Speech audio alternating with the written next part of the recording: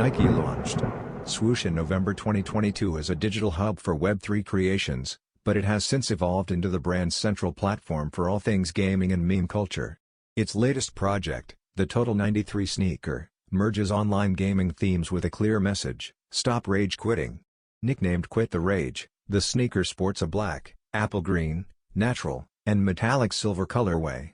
Though the colors don't hint at the theme, the insole reveals the intent. Instead of standard branding, orange rectangles display the message, "Your opponent has forfeited the match," alongside a prompt to press OK.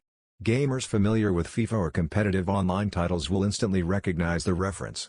The insole also features a cracked black and green design resembling a motherboard, echoed in the medial 90 logo, perhaps a nod to broken controllers and screens.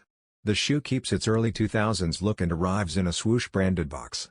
Official images are available, release info is coming soon.